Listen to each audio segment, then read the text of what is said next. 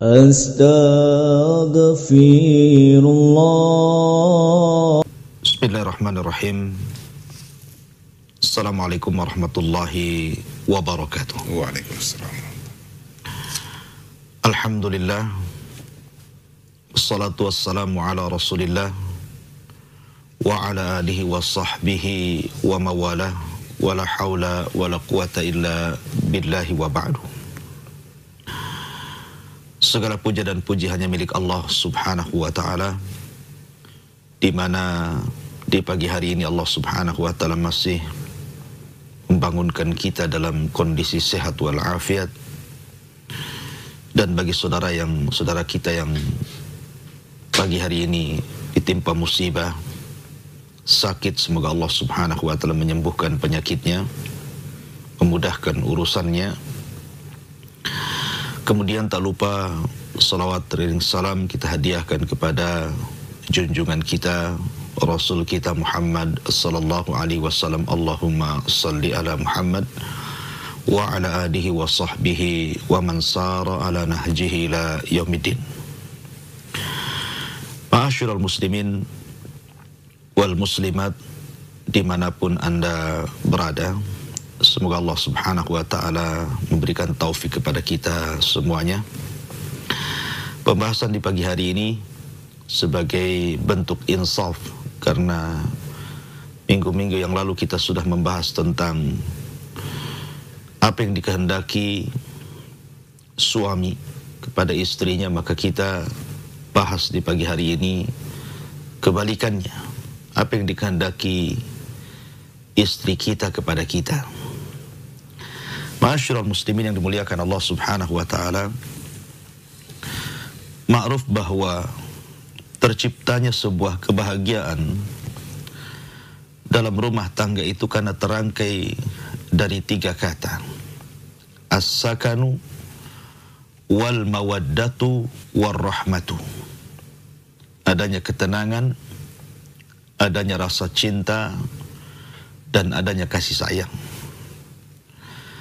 Dan tidak mungkin seseorang mencapai 3 kata ini sebagaimana Allah subhanahu wa ta'ala berfirman, litaskunu ilaiha wa ja'ala bainakum mawaddata wa rahmah, kecuali apabila pasangan suami istri itu ittafaqa, bersepakat menjalankan hak-hak dan kewajibannya, maka 3 kata itu akan terbentuk dan akan menjadi sebuah rumah tangga yang sangat bahagia.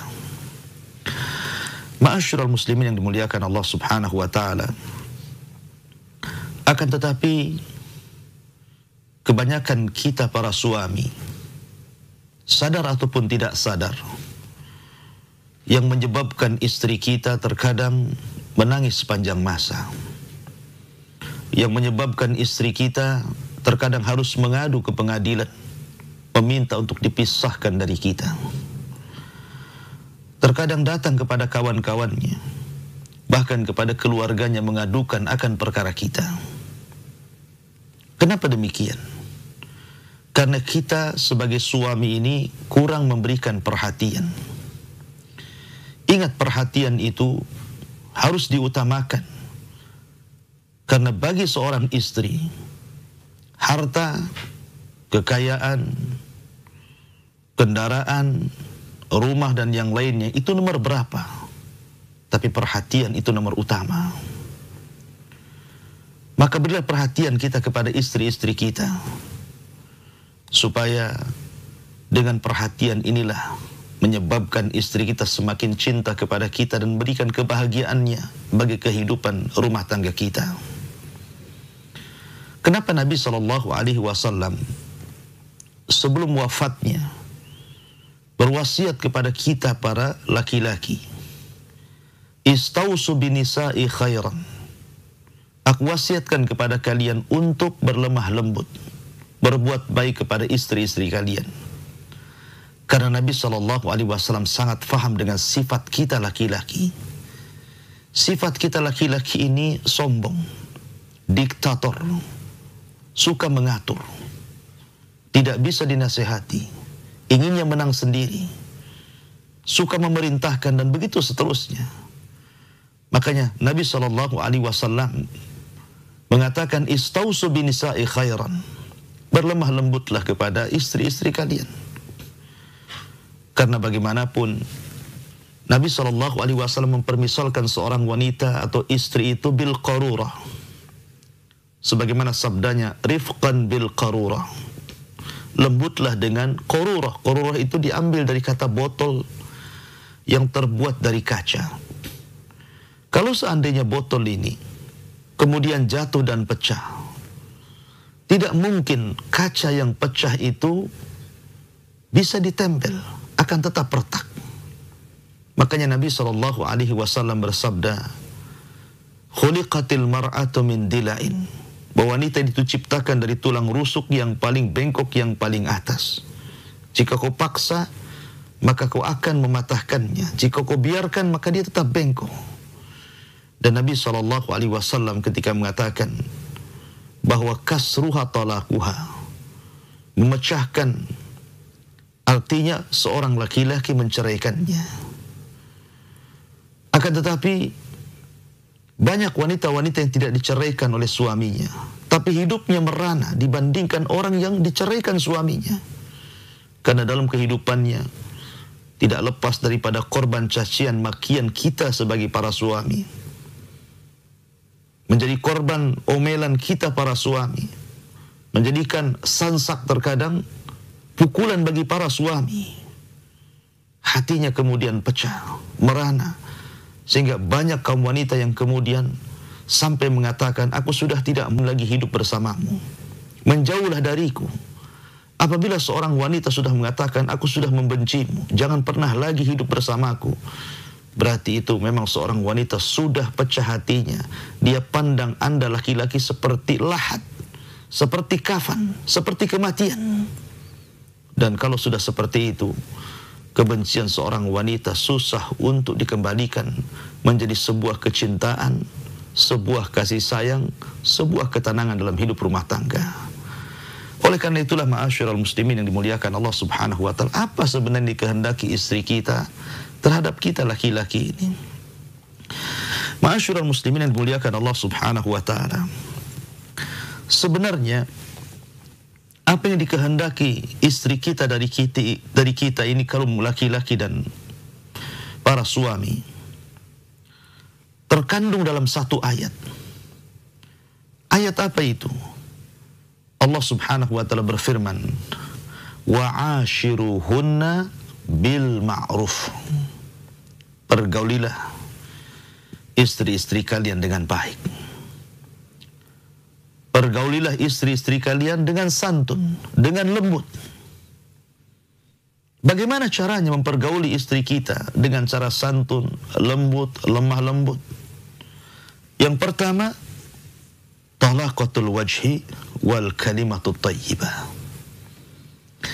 Biasakan kita ini tersenyum kepada istri kita, dan biasakan kita ini mengucapkan kalimat yang santun. Pilih kata-kata yang kalau dikeluarkan kata-kata itu menenangkan hati. Semarah apapun Anda para suami, jangan mengeluarkan kata-kata kotor.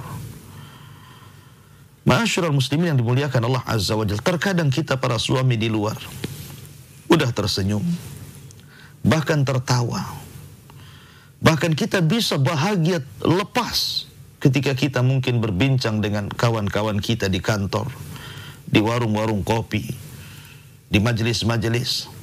Tapi ketika pulang ke rumah, terkadang lemparan senyum pun tidak ada. Apalagi kemudian ada hal-hal yang kemudian membuat benci hatinya, terkadang mengucapkan, melontarkan kata-kata yang tidak layak diucapkan seorang suami kepada istrinya. Maka biasakan tersenyum dan ucapkan kalimat santun kepada pasangan Anda. Kemudian yang kedua, an yajlisa ma'aha. Biasakan seseorang itu lebih banyak duduk bersama pasangannya, bersama istrinya. Karena terkadang kita ini kalau di luar sana, kita bisa berjam-jam setelah pulang kerja, bukannya pulang ke rumahnya. Terkadang dia mampir dulu berjumpa dengan kawan-kawannya, dia sanggup berlama-lama duduk di situ sambil ngopi, ngobrol, ngalor ngidul, tidak jelas juntrungannya. Tapi ketika pulang ke rumah, karena badan sudah capek, duduk pun tidak, terkadang langsung berbaring kemudian tidur. Besoknya dia langsung kerja. Anda ini memperlakukan istri seperti apa sebenarnya? Ma'asyiral muslimin yang dimuliakan Allah Azza wa Jalla, istri itu punya hati, sama dengan kita punya hati. Oleh karena itulah maka berbincang-bincanglah, walaupun umpamanya seminggu sekali, ya, agak lama, tah jalan kemana. Itulah yang dikehendaki istri kita dari kita. Kemudian juga yang ketiga, an yatazayyan. Cobalah berusaha untuk berpenampilan dengan penampilan yang baik.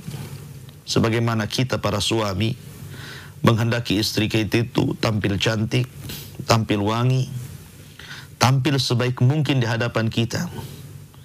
Tuntutan kita terkadang meminta istri kita ini sebagai hurul ain. Inginnya istri kita ini jadi bidadari di mata kita. Tapi kita tidak pernah berakhlak dengan penduduk sorga. Apa akhlak penduduk sorga? Wa naza'na ma fi sudurihim min ghillin ikhwana. Allah cabut perasaan dengki, perasaan dendam. Itulah akhlak sorga. Akhlak penduduk sorga adalah tidak ada kedengkian, tetapi memberikan apa yang diberikan kepada kita. Ketika Anda menginginkan bahwa istri kita menjadi bidadari di rumah kita, maka Anda juga harus menjadi penduduk sorga. Jangan pula Anda menuntut istri Anda ingin seperti Maryam bintu Imran, tapi Anda tidak berakhlak seperti akhlak Nabi Yusuf. Anda menghendaki istri kita seperti Khadijah, tapi kita tidak berakhlak seperti baginda sallallahu alaihi wasallam. Maka timbal baliklah. Kalau kita minta sesuatu kepada istri kita, maka berikan tuntutan dia juga dari kita. Sebagaimana kita meminta dia berhias, maka Anda juga harus berhias di hadapan istri Anda. Kemudian juga yang keempat, an yusallima 'alaiha idza dakhala ilal bait. Biasakan mengucapkan salam. Karena bagaimanapun mengucapkan salam adalah bentuk doa. Kita mendoakan keluarga kita keselamatan, mendoakan kita dengan keberkahan, mendoakan kita dengan kebaikan. Karena apabila kita mengucapkan salam assalamualaikum, maka istri kita menjawab waalaikumsalam warahmatullahi wabarakatuh. Subhanallah, indahnya saling mendoakan. Suami mendoakan keselamatan, istri mendoakan keselamatan, rahmat dan berkah. Maka biasakan mengucapkan salam. Kemudian juga yang nomor 5, antahtarima ahlaha. Cobalah sebagai para suami itu hormati keluarga istri. Kadang ada sebagian suami itu tidak pernah menghormati keluarga istrinya. Anda tidak sadar bahwa istri Anda sebelum Anda meminangnya, sebelum Anda menikahinya, siapa yang merawatnya? Yang merawatnya orang tuanya. Susah payah dia membesarkannya, susah payah terkadang menyekolahkannya, dihabiskan hartanya untuk mensukseskan anak putrinya. Setelah kemudian Anda meminang, melamar, kemudian menikahinya, Anda tidak pernah menghormati kepada orang yang telah berjasa kepada istri Anda. Terkadang maaf, orang-orang yang baru menikah, anak-anak muda yang baru menikah, tidak punya adab kepada mertuanya, tidak punya adab kepada bapak dan ibu istrinya, terkadang bermusuhan. Anda ini menikahi putrinya, kemudian Anda benci kedua orang tuanya. Subhanallah, Anda tidak tahu bersyukur. Bukankah Rasul sallallahu alaihi wasallam bersabda, "Man lam yashkurin nas lam yashkurillah." Orang kalau tidak bersyukur kepada manusia, Anda belum dikatakan bersyukur kepada Allah Subhanahu wa taala. Kemudian yang nomor 6, an yar'aha idza maridat. Istri kita menghendaki kalau seandainya dia sedang ditimpa musibah, sakit umpamanya, sakit apa saja, baik ringan ataupun berat, hendaknya para suami itu berusaha untuk merawatnya. Kadang ada suami itu yang cuek bebek mungkin bahasanya, tidak peduli dengan istrinya. Harusnya seorang suami berikan kepedulian di saat istri membutuhkan kita. Utsman ibn Affan radhiyallahu an, contoh suami terbaik bagi istrinya. Bahkan orang-orang Arab ketika melihat bagaimana Utsman bin Affan menikah dengan Ruqayyah, apa kata orang Arab? Ahsanu zaujaini, dikatakan suami istri terbaik. Kenapa? Karena Utsman memberikan perhatian lebih kepada istrinya, dan itu yang dikehendaki istri kita. Makanya ketika kemudian terjadi perang Badar, Utsman itu ingin perang, ingin menjadi seorang mujahid. Akan tetapi Utsman tidak ikut berangkat jihad karena merawat Ruqayyah istrinya. Walaupun kemudian tidak tertolong nyawanya. Setelah perang Badar, Ruqayyah kemudian meninggal dunia, tapi Utsman sudah berusaha untuk merawat istrinya. Bahkan Nabi SAW mengatakan, Inna laka ajru rajulin mimman syahida badran wa sahmahu. Wahai Utsman, walaupun kamu tidak ikut perang Badar, tapi engkau dapat bagian seperti orang yang menyaksikan perang, dan Anda mendapatkan bagian perang dari ghanimah. Ma'asyiral muslimin wal muslimat rahimani wa rahimakumullah. Kemudian juga yang nomor 7, an yusa'idaha idza thaqulat minal hamli wal wad'i wal radha'ah. Istri kita ini diberikan tabiat, terkadang dia mengandung, melahirkan, menyusui. Dan itu berat bagi mereka yang kalau seandainya diserahkan tugas itu kepada laki-laki, umpamanya ada laki-laki yang hamil, kemudian mengandung, kemudian menyusui, saya kira kita tidak sanggup apa yang dilakukan istri kita. Terkadang istri kita dalam satu waktu, dia memasak, dia mencuci, dia mengurus anak, dan itu tidak bisa dilakukan oleh kita. Oleh karena itulah maka bantulah, walaupun tidak banyak. Bukankah Nabi SAW, beliau menjahit pakaiannya sendiri, beliau membenahi sandalnya, terkadang beliau memerah susu kambingnya, membantu istrinya. Dan jangan pernah katakan bahwa ini akan mengurangi haibah kita, mengurangi rasa karismatik kita di hadapan istri kita. Wallahi tidak. Membantu istri itu sebuah kehormatan, dan itu perantara kebahagiaan dalam rumah tangga.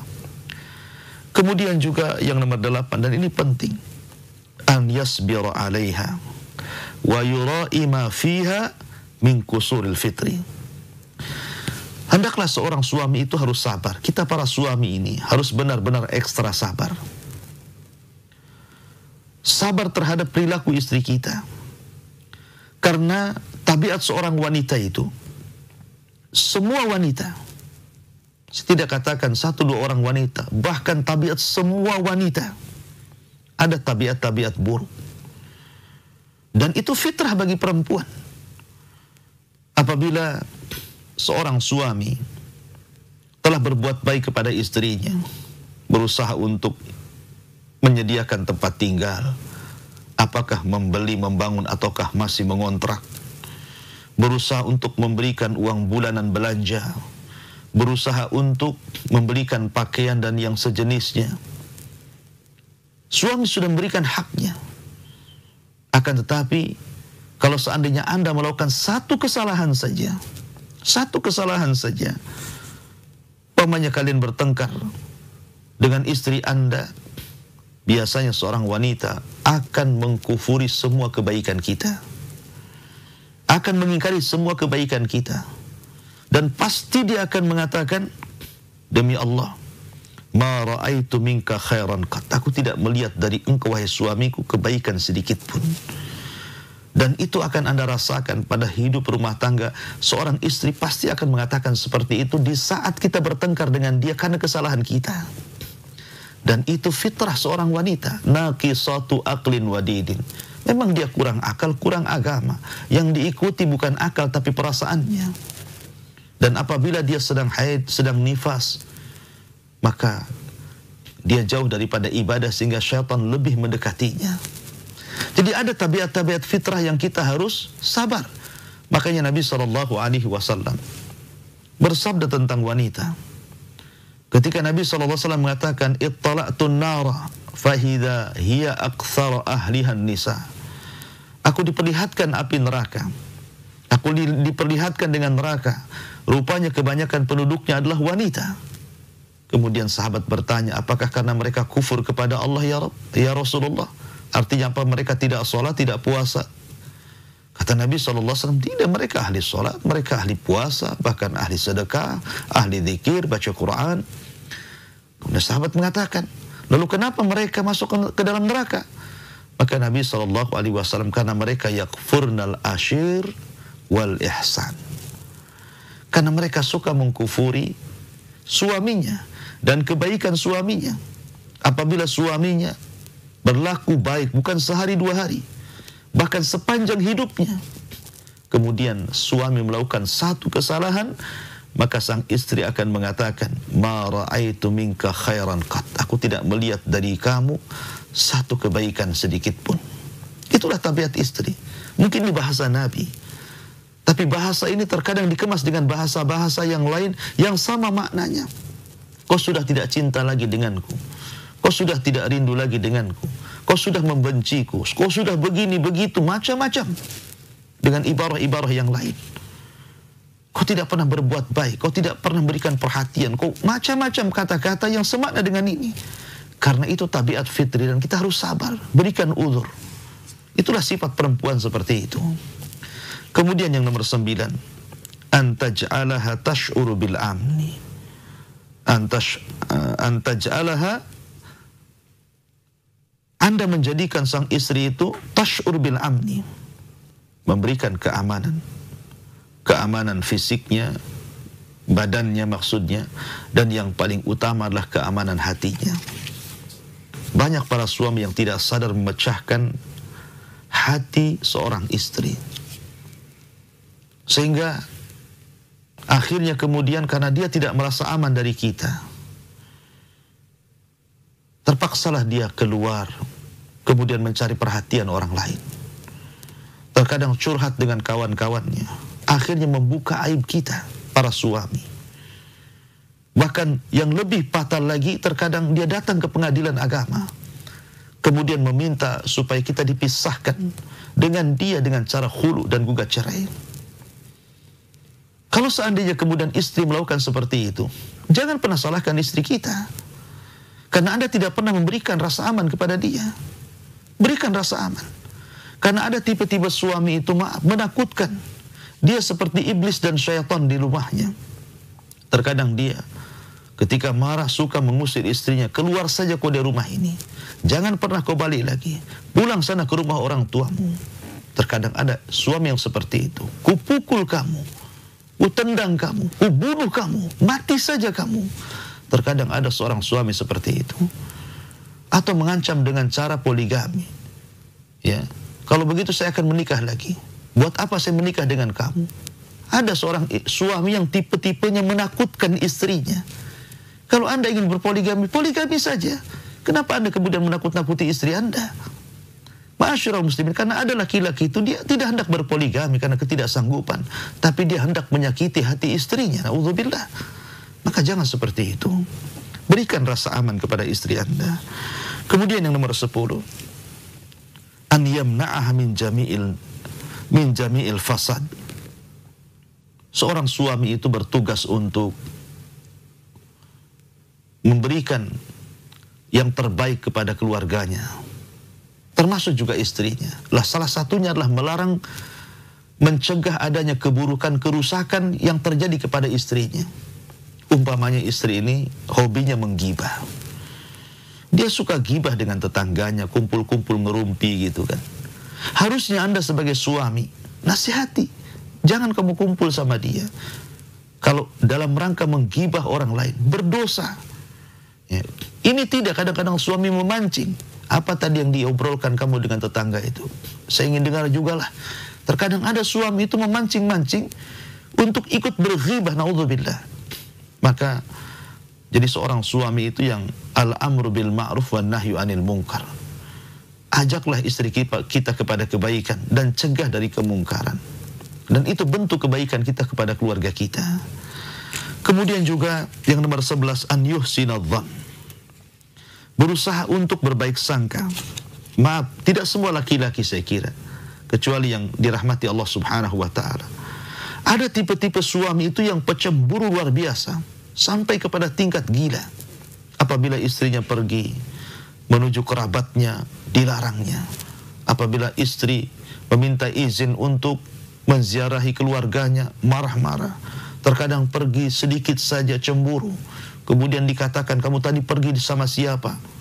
Ya, kamu ngapain saja di sana? Ada suami-suami itu yang kadang-kadang heboh. Ya, suudzon, berburuk sangka kepada istrinya, naudzubillah. Kadang-kadang dia pergi ke pasar. Kemudian entah bincang-bincang dengan laki-laki, dengan apa. Langsung kita cemburu. Ma'asyiral muslimin yang dimuliakan Allah Azza wa Jalla. Berikan ketenangan kepada istri. Jangan kemudian suudzon terus kepada istri kita. Berikan yang terbaik, husnudzon. Berdoa kepada Allah Azza wa Jalla. Ma'asyiral muslimin yang dimuliakan Allah Azza wa Jalla. Termasuk an yahfadha 'alaiha haibataha. Jaga martabat dan harkat istri Anda. Kadang ada seorang suami itu yang suka menjatuh-jatuhkan istrinya. Ketika dia bertengkar, dimakinya istrinya di hadapan manusia. Ketika bertengkar, terkadang dimakinya istrinya di hadapan anak-anaknya, di hadapan keluarganya. Ingat bahwa istri kita itu memiliki haibah, memiliki karismatik, memiliki kebanggaan diri. Maka jangan dijatuhkan di hadapan anak. Kalau Anda bertengkar, bertengkarlah. Tapi jangan di hadapan manusia. Karena itu akan merendahkan dirinya, mempermalukan dirinya. Akhirnya apa yang terjadi? Pecah hatinya. Oleh karena itulah maka jaga kehormatan istri kita. Jangan kemudian dicaci, dimaki, dimarahi di hadapan orang-orang yang akhirnya membuat malu istri kita. Termasuk juga jangan jadikan istri kita itu kal'amah awil abad, seperti budak. Kadang ada suami itu pemalas, sedikit-sedikit nyuruh istrinya, tolong buatkan ini, tolong bersihkan itu, tolong jahitkan ini, tolong pergi ke sana, tolong belikan ini. Dan kalau tidak dilakukan, marah dia. Istri Anda ini bukan pembantu. Istri Anda ya istri Anda. Pembantu berbeda dengan istri. Maka jangan jadikan pembantu istri Anda itu seperti pembantu. Karena banyak suami-suami yang pemalas. Seolah-olah kemudian istri kita ini seperti perkakas rumah tangga. Kalau seandainya dipakai kalau hendak berhajat saja. Jangan seperti itu. Istri kita manusia. Dan dia juga bukan malaikat. Pasti ada kesalahannya. Maka sebagaimana Anda telah memindahkan rumah dia, ketika dia berada di rumahnya sebelum Anda menikah dengan dia, betul-betul dia mendapatkan kehormatan dari bapak ibunya, dididiknya, disekolahkannya. Harusnya ketika Anda pindahkan istri Anda ke rumah Anda, berikan kehormatan lebih daripada orang tuanya. Harusnya seperti itu. Bukan malah direndahkan dan Anda jadikan pembantu dalam rumah tangga. Naudzubillah, siapa Anda sebenarnya? Kemudian juga yang nomor 14. Kalau bisa, an yunfiqa 'alaiha wa ahlaha wa auladaha.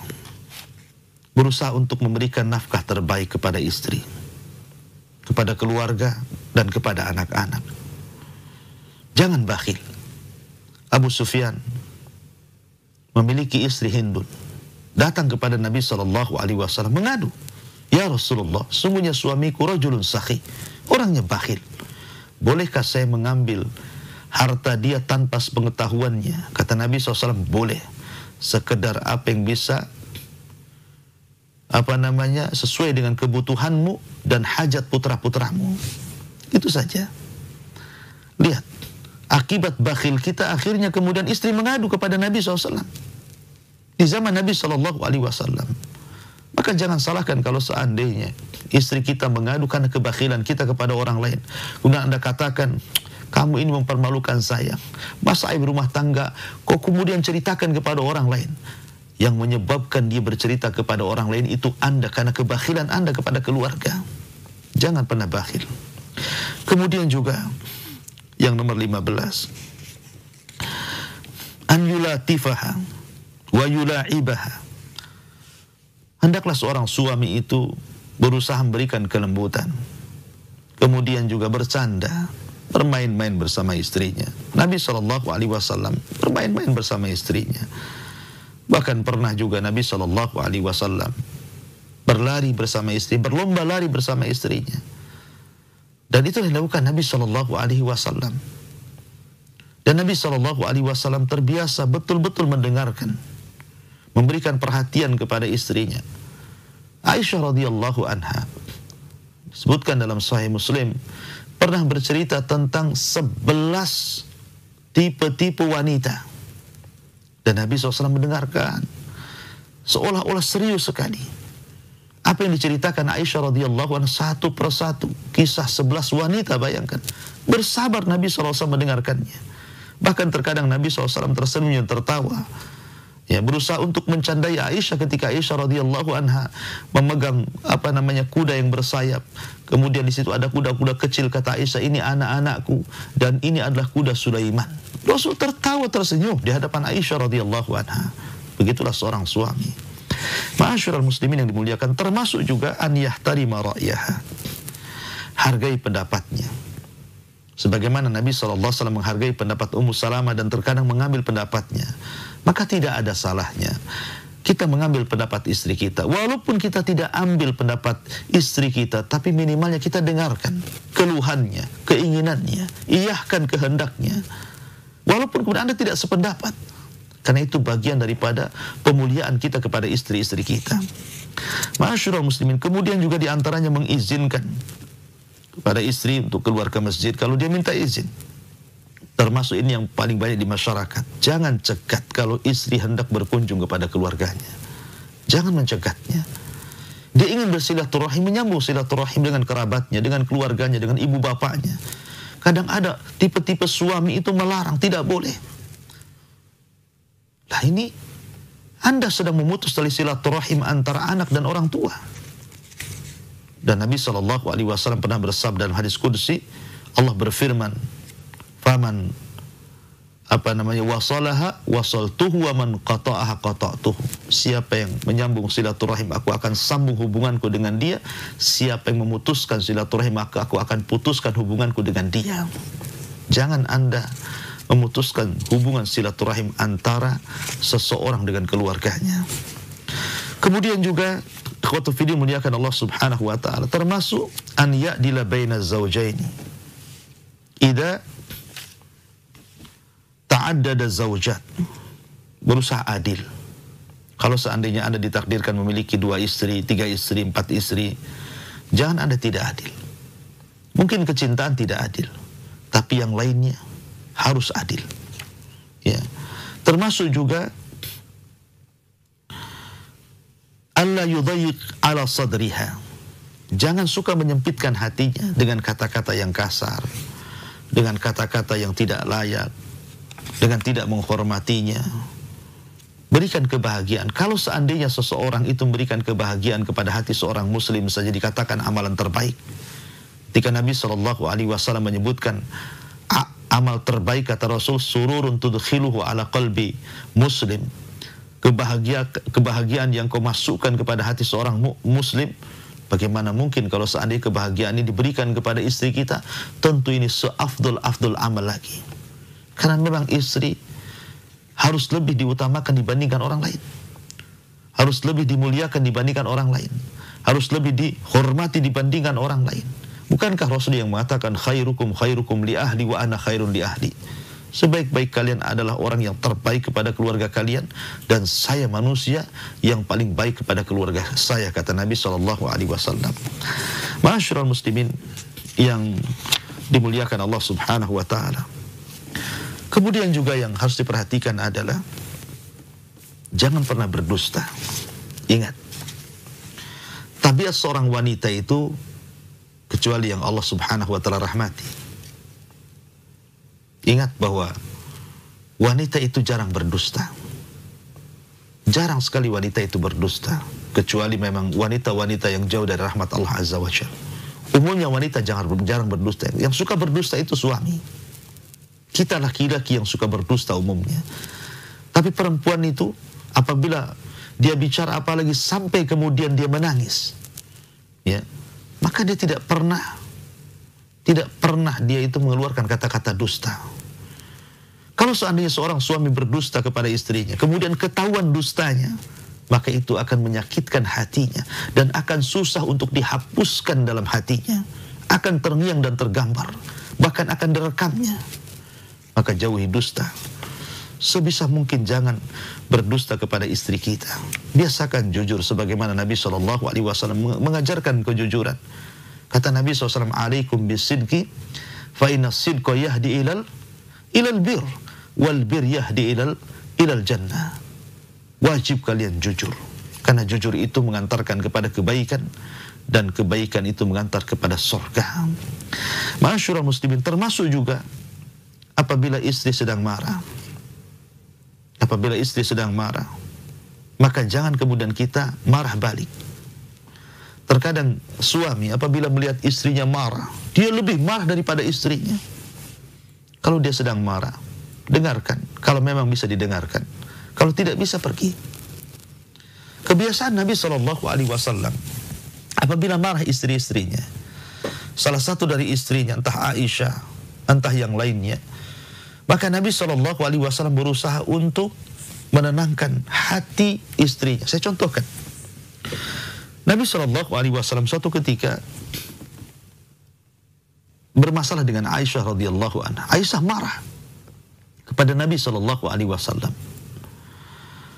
Makanya Nabi SAW akhirnya mengatakan kepada Aisyah, bagaimana kalau seandainya kita selesaikan urusan kita antara saya dengan anda wahai Aisyah, dengan kita datangkan Abu Ubaidah ibnul Jarrah. Kata Aisyah tidak mau. Bagaimana kalau kita datangkan Umar ibn Khattab? Kata Aisyah, lebih tidak mau lagi. Saya kenal Umar itu keras. Kata Nabi SAW, lalu bagaimana caranya kita berdamai? Lewat siapa? Maka Aisyah radhiyallahu anha mengatakan, bagaimana kalau bapakku? Maksudnya Abu Bakar. Rasul tertawa. Ya. Rasul tersenyum. Lihat. Bahkan dalam riwayat Nabi SAW memukul pundak Aisyah. Kemudian mendoakan dengan doa kebaikan dan mengatakan, Allahumma gfirlah, ya Allah ampunilah dia. Ya Allah cabutlah kedengkiannya. Ya Allah jauhkan dia dari fitnah. Coba kalau kita lakukan seperti itu. Jadi kalau istri sedang marah, kemudian kita dekati, kita tepuk bahunya, kemudian kita mengatakan, kita angkat kedua tangan, ya Allah ampunilah istri saya. Ya, jauhkanlah dia dari fitnah. Hilangkanlah kedengkiannya. Kan asik itu, seperti Nabi SAW lakukan kepada istri-istrinya kan gitu ya. Ma'asyiral muslimin yang dimuliakan Allah Azza wa Jalla, termasuk juga terkadang istri itu mau keluar dengan suaminya, sekali-kali tidak keluar. Bahkan Nabi SAW itu terkadang apabila datang di malam hari, dan itu giliran Aisyah radhiyallahu anha, dia ajak Aisyah itu jalan-jalan di malam hari, kemudian berbincang-bincang sambil jalan. Coba anda lakukan seperti itu malam hari, ya mungkin ketika anak sudah tidur gitu kan, ajak istri keluar, ngobrol apa saja, pandang bulan, pandang bintang, terserah, ya kan. Itulah Nabi SAW. Untuk apa? Minimalnya memberikan sececah kebahagiaan. Ya. Walaupun jalan tidak jauh, tidak harus ke mall, ya tidak harus kemudian ke shopping, nggak harus, ya. Ke tempat ya mungkin sekitar rumah kita, taman-taman di sekitar rumah kita sambil ngobrol. Itu kebiasaan Nabi SAW untuk membahagiakan Aisyah radhiyallahu anha. Termasuk juga ikhwatu fiddin, ketika memanggil, panggilah nama terbaik pada istri kita. Jangan memanggil dengan panggilan terkadang menyakiti hati dirinya, dan itu bisa memecahkan hati seorang perempuan. Oleh karena itulah terkadang kita banyak menuntut kepada istri kita. Bahkan terkadang kita berdalil pula, ya dengan hadis tadi bahwa engkau ini perempuan, dan perempuan itu banyak di neraka karena suka kufur kepada suaminya, dan kau sudah kufur kepada aku. Terkadang kita katakan suami di zaman sekarang lebih banyak kufur kepada istrinya. Maka jadilah suami-suami yang saleh, yang membimbing keluarganya kepada surga. Ku anfusakum wa ahlikum nara, jagalah diri kalian dari api neraka. bimbing keluarga menuju surga, jauhkan mereka dari api neraka. Rahimallahu imra'at, rahimallahu rajulan, kata Nabi, semoga Allah merahmati seorang laki-laki yang bangun tengah malam mengajak istrinya salat malam, kalau tidak mau diperciki di wajahnya. Kata Nabi SAW, rahimallahu rajulan, semoga Allah merahmati suami-suami yang seperti ini. Bimbinglah keluarga kita ke sorga, karena itu tujuan hidup kita. Rumah tangga bukan segala-galanya. Rumah tangga itu hanya sekedar wasilah, ibarat kita masuk ke dalam perahu. Kalau perahu ini berjalan ke sorga, kita naik di situ. Tapi kalau perahu ini berjalan ke neraka, turunlah Anda dari perahu itu. Wallahu a'lam bishawab. Mudah-mudahan ada manfaatnya. Saya kembalikan kepada moderator, falyatafaddal mashkura. Jazakallah khair Ustaz atas ilmu yang sudah disampaikan di kesempatan yang berbahagia ini. Baik pendengar dan pemirsa dimanapun Anda berada di seluruh dunia, program ini juga disiarkan oleh rekan-rekan yang tergabung dalam Artvisi, Asosiasi Radio dan Televisi Islam Indonesia. Di antaranya ada Artvisi Channel, kemudian Surabaya Mengaji, Rifkan TV Banjarmasin, Radio Canis FM Palangkaraya, dan juga Media Sunnah Bontang. Baik, bagi Anda yang ingin bergabung, Anda bisa menghubungi kami di 0811, saya ulangi, 0811 7006 106 ya, di 0811 7006 106, atau Anda juga bisa mengirimkan pertanyaan Anda ke 081 803 106 106. Baik, ya ada yang masuk rupanya nih Ustaz, saya coba angkat dulu. Halo, Assalamualaikum. Ya. Waalaikumsalam warahmatullahi wabarakatuh. Ya. Halo. Halo, Assalamualaikum. Iya, coba ke 0811 7006 106 ya.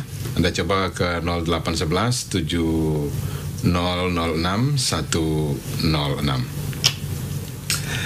Baik Ustadz, saya bacakan dulu pertanyaan yang sudah masuk Ustadz dari penanya di Singapura. Izin bertanya Ustadz, dari Ibu Satun di Singapura Ustadz, bolehkah kita menasehati suami jika suami tidak sesuai dengan apa yang istri inginkan? Karena Alhamdulillah yang diberi hidayah duluan ini adalah istri Ustaz. Mohon pencerahannya Ustaz. Iya. Bismillah, alhamdulillah. Kewajiban suami istri adalah salah satunya memberikan tanasuh, saling memberikan nasihat, saling mengisi, saling memberikan nasihat. Maka tidak mengapa Anda menasihati suami Anda dan Anda berpahala. Tapi ingat bahwa menasihati suami berbeda dengan menasihati yang lainnya. Betul-betul Anda harus ikhlas, kemudian juga mengeluarkan kata-kata yang santun, plus juga berdoa kepada Allah semoga Allah lapangkan dadanya untuk menerima hidayah Allah Azza wa Jalla masuk di hatinya. Dan juga pelan-pelan, karena tipe-tipe suami ini, sekali lagi, ada tipe-tipe suami yang mudah menerima nasihat, ada tipe-tipe suami yang keras kepala, bahkan nasihat pun tidak mau. Maka kalau seperti itu, maka banyak berdoa semoga Allah lembutkan suaminya. Tapi bolehkah kemudian istri menasihati suami? Boleh, ya. Bahkan harus Anda menasihati suami kalau seandainya suami masuk ke kubangan maksiat ataupun masuk ke kubangan kesesatan ataupun menyimpang. Kewajiban Anda menasihati, karena Anda orang paling dekat dengan suami Anda. Anda yang paling paham dengan kelakuan suami kita. Anda yang paling paham. Ya, maka kewajiban Anda menasihati, karena Nabi SAW mengatakan ad-dinu an-nasiha, ad-dinu an-nasiha. Agama ini nasihat. agama ini nasihat, dan Allah mengatakan watawassaw bil haq watawassaw bis sabr. Kita disuruh untuk memberikan nasihat dalam kebenaran dan nasihat dalam kesabaran. Kita lihat bahwa hidup berumah tangga ini kan bermacam-macam. Ada yang suaminya baik, istrinya tidak baik. Ada yang kemudian suaminya tidak baik, istrinya yang baik. Ada yang kedua-duanya baik, ada yang kedua-duanya tidak baik. Begitulah rumah tangga. Nuh alaihi salatu wassalam, seorang nabi, tapi istrinya kufur. Kebalikannya Fir'aun, suaminya kufur, istrinya Asiyah bintu Muzahim, seorang wanita yang beriman, wanita salihah. Kemudian Abu Jahal, Abu Lahab dan juga Ummu Jamil, suami istri ini jahat, kufur. Tapi juga ada yang suami istri ini baik, seperti percontohan Nabi SAW dan juga istri-istrinya. Artinya kalau seandainya Allah uji rumah tangga Anda yang duluan hijrah, ya memang begitulah sifat rumah tangga. Ada yang suaminya baik, ada yang suaminya tidak baik, dan Anda harus bersabar. Ya, nasihati suami. Syukur-syukur kalau mamanya suami mau menerima nasihat Anda, kemudian ikut sepaham dengan Anda dan ikut hijrah bersama Anda, maka Anda telah menolong suami Anda untuk tidak terjerumus kepada neraka, dan Anda sudah menariknya ke dalam surga. Wallahu a'lam. Jazakallah Ustaz atas penjelasannya. Demikian untuk penanya Ibu Satun di Singapura. Baik, untuk Anda yang tadi sudah menghubungi kami, Anda bisa menghubungi lagi di 0811 7006 106 ya. Saya ulangi, 0811 7006 106. Baik, saya bacakan pertanyaan yang berikut yang sudah masuk. Assalamualaikum Ustaz. Waalaikumsalam warahmatullahi Ya, wabarakatuh. ada penelpon, saya terima dulu Ustaz. Boleh. Ya, halo, Assalamualaikum. Halo, Assalamualaikum. Halo, Assalamualaikum. Ya, halo, Assalamualaikum. Halo. Halo, ada suara? Ya, kecil sekali suaranya, bentar ya. Halo. Halo. Ya, halo. Terdengar? Ya, terdengar jelas. Dari siapa, di mana? Oke, dari Batam Center, Ustaz. Dari Batam Center ya. Oke deh. Mohon bimbingannya, Ustaz. Lagi ada masalah. Suami ingin berpoligami, tapi sikap kepada istri jadi berbalik 100%. Bagaimana ini menghadapinya, Ustaz? Asalnya dia sayang banget sama istrinya, tapi sekarang diselingkuh nggak mau. Jadi bagaimana memperbaiki semuanya? Mohon bimbingannya, Ustaz. Mau berpoligami atau sudah berpoligami? Mau. Mau berpoligami. Oke. Ya. Iya. Cukup. Oke, makasih Ustaz. Assalamualaikum. Taib. Waalaikumsalam Waalaikumsalam warahmatullahi wabarakatuh. Ya, alhamdulillah. Semoga Allah Subhanahu wa taala menyadarkan suami Anda.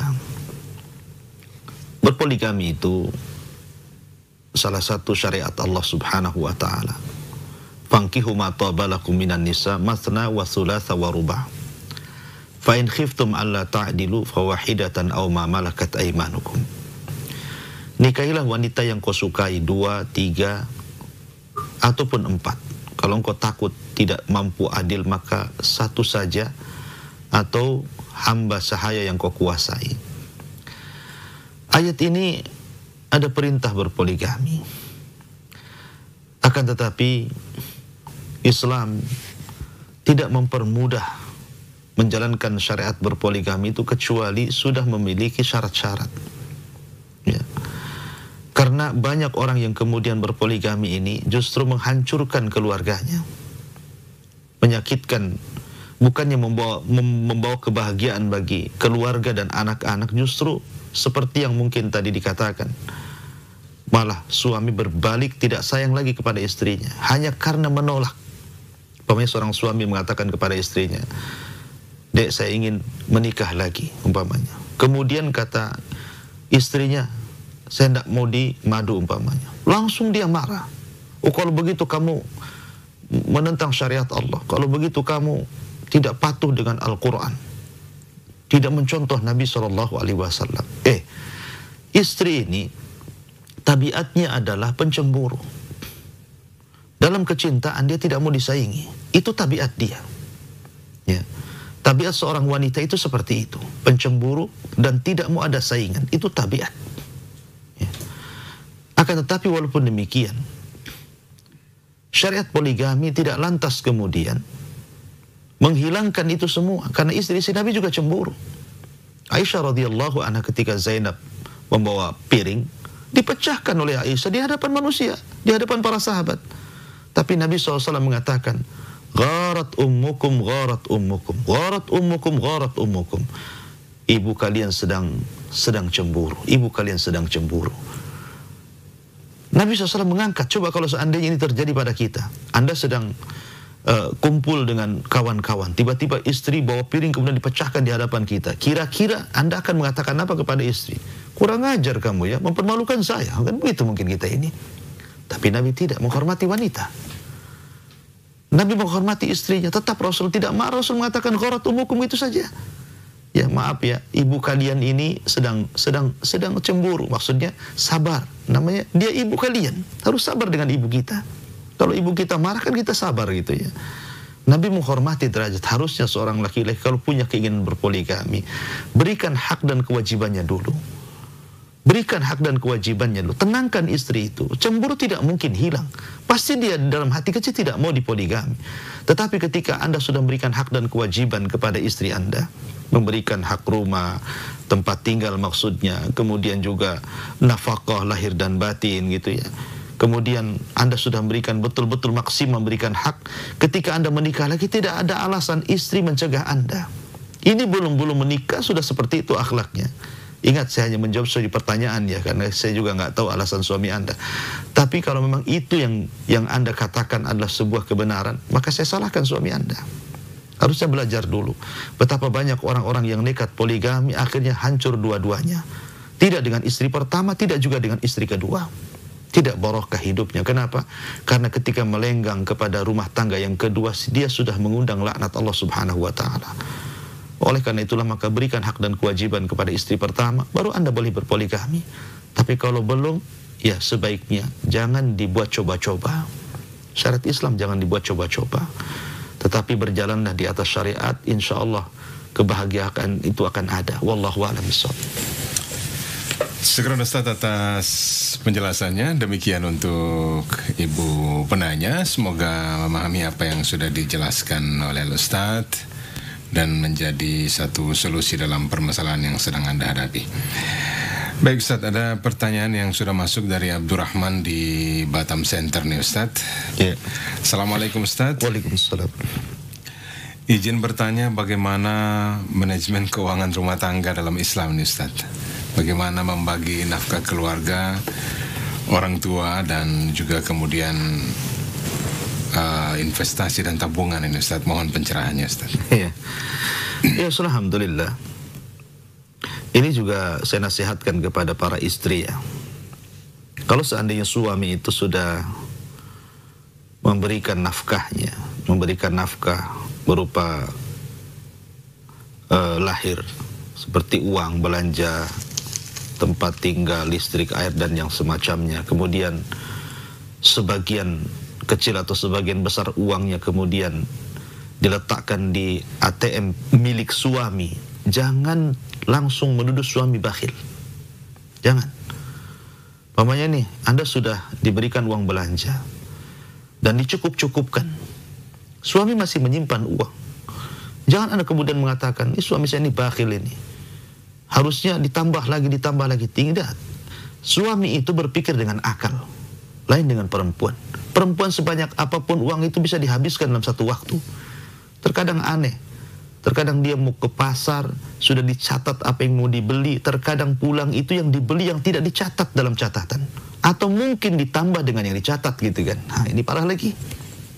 Jadi suami itu berpikir dengan akal. Kenapa? Karena dia memikirkan ke depannya, memikirkan anak-anaknya. Terkadang dia punya ibu bapak yang masih hidup yang perlu dinafkahi gitu ya. Nah ini juga satu catatan bagi istri, jangan mudah menuduh suami itu bakhil. Ya. Taib, masalah manajemen, masalah manajemen keuangan dalam rumah tangga sebagai laki-laki, ya Anda harus membagi. Bagaimanapun kalau orang tua masih hidup, maka berbahagialah. Betapa banyak orang yang sedih, menangis ketika orang tuanya meninggal dunia. Maka selama Anda masih punya orang tua, kalau Anda laki-laki, maka dahulukan kedua orang tua dibandingkan istri dan anak Anda. Lihat hadis tentang 3 orang yang terjerembab dalam gua kemudian tidak bisa keluar. Akhirnya 3-tiganya berdoa dan berwasilah dengan amal solehnya. Salah satunya adalah berdoa dan berwasilah dengan kebaikan dia dengan orang tuanya, di mana dia mendahulukan kebaikan kepada orang tua dibandingkan anak dan istrinya. Maka yang pertama kali Anda nafkahi adalah orang tua Anda. Baru kemudian setelah itu istri dan anak Anda. Ya. Dan jangan pedulikan istri. Kadang ada istri itu sengaja menyetani Anda, gitu, bahasanya memberikan was-was ke telinga Anda ini untuk tidak membantu orang tua Anda. Berdosa Anda kalau sampai orang tua marah sama kita. Karena bagaimanapun dirimu dan hartamu adalah milik orang tua. Ya, makanya saya kadang-kadang miris gitu kan. Ada seorang anak sampai mempolisikan orang tuanya, memenjarakan orang tuanya. Gila anak ini. Anda dan harta Anda itu milik orang tua. Maka bagilah sebijak mungkin gitu ya. Jangan boros-boros. Kalau memang masih diberikan rizki lebih oleh Allah Azza wa Jalla, Anda dimudahkan rizkinya, dimudahkan pekerjaannya, ya diluaskan urusannya gitu kan. Bisa mencari nafkah dengan tenang, dengan baik. Maka dahulukan orang tua. Senangkan hati orang tua. Dan Anda selaku istri dukung kalau seandainya suami ingin membahagiakan orang tuanya. Dan kalau bisa Anda bahagiakan orang tua suami, karena itu bentuk hak Anda kepada suami Anda. Ya, intinya kembali kepada Anda.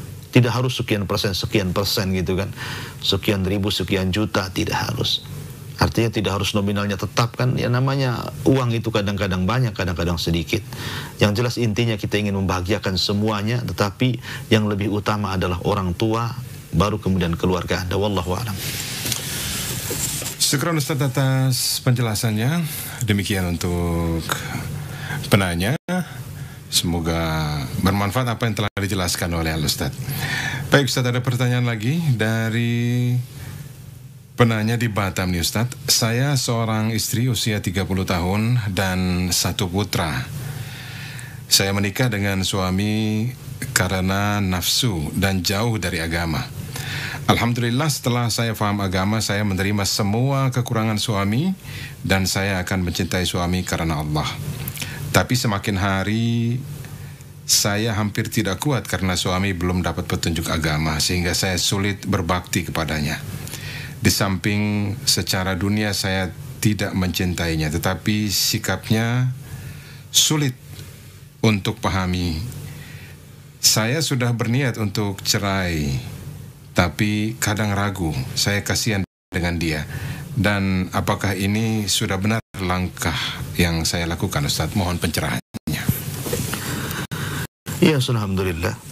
Semoga Allah Subhanahu wa taala memberikan taufik dan hidayah kepada suami Anda, dan berbahagialah Anda yang sudah mau hijrah dan bertobat segera, karena juga usianya juga masih separuh kan gitu. Kalau melihat usia Nabi SAW 63 tahun, Anda baru 30 tahun, artinya belum terlambat Anda bertobat. Akan tetapi ingat bahwa Nabi SAW mengatakan, "Fangduri aina anti minhu, fangduri aina anti minhu, fa innahu jannatuki wa naru." Lihatlah posisimu dari suamimu. Maksudnya, sudahkah kau berbakti betul-betul kepada suamimu atau tidak? Karena suamimu adalah surgamu, tapi ingat dia juga bisa jadi nerakamu. Ya. Bertolak dari hadis ini, maka kalau Allah Subhanahu wa taala uji Anda sudah hijrah, sudah mulai sedikit demi sedikit akhlak mulai berubah, takut dosa, ingin dapat pahala, sehingga semakin hari makin berbakti kepada suami Anda. Ini sebuah kebaikan. Karena alamat diterimanya tobat itu adalah nampak ketika semakin hari semakin baik. Itu tanda diterima tobat. semakin hari semakin baik. Dan kalau Anda ingin menarik suami Anda sebagaimana hijrah Anda, maka itu lebih baik lagi.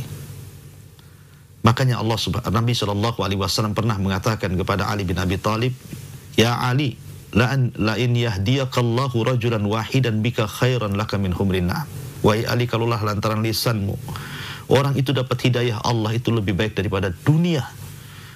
Daripada dunia yang sangat megah, humrun na'am, unta merah, simbol daripada kemegahan dunia. Dunia ini nggak ada apa-apanya dibandingkan Anda memberikan hidayah, mengantarkan hidayah Allah masuk kepada suami Anda. Karena dunia dibandingkan sorga itu tidak ada apa-apanya.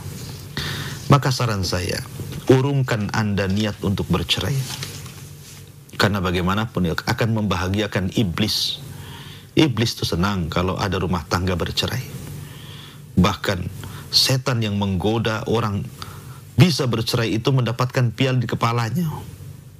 Ya, dan dia mengatakan anta, kamulah pasukan terbaik, sambil dirangkulnya kemudian diletakkan piala di kepalanya. Dan itu setiap hari iblis itu mengirim pasukan-pasukan untuk berusaha untuk menceraikan pasangan suami istri. Kenapa iblis senang? Karena korbannya akan banyak.